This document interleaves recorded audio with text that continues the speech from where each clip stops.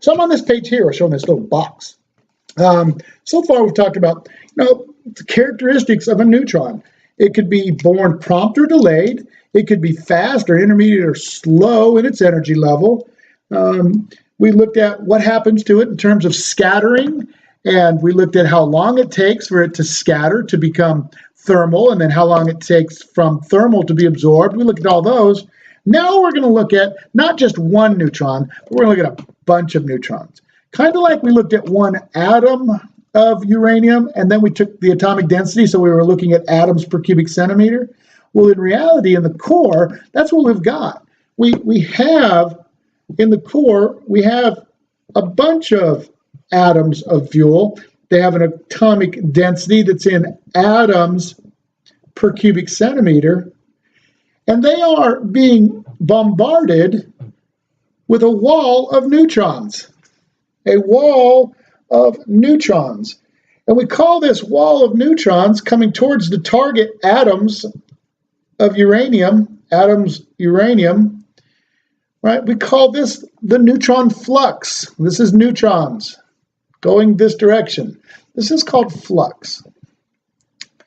And that's key. So if I want more power out of my reactor, power of my reactor is proportional to, well, it is proportional to this atomic density, and it is proportional to this flux. And we're going to give you a symbol for flux.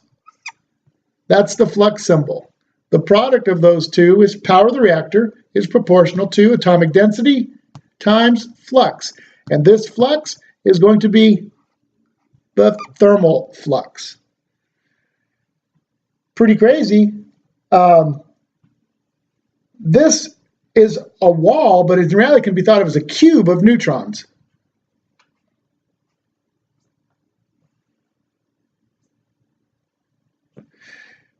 Going in that direction, interacting with the atoms.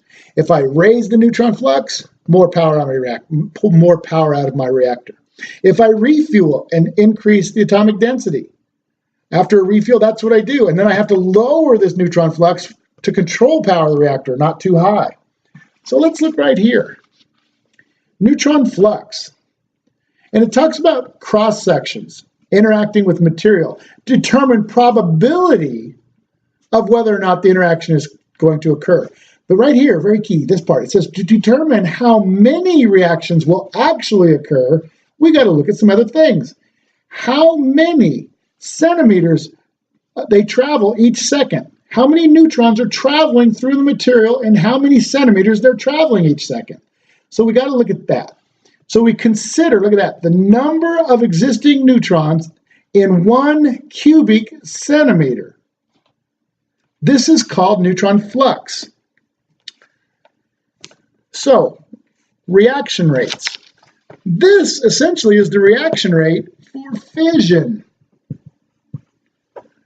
You take the atomic density right there, which is atoms per cubic centimeter, and flux, which is, the unit for flux is, gosh darn it, right there, neutron flux is neutrons per cubic centimeter. No, cubic centimeter or something rather. I can't remember.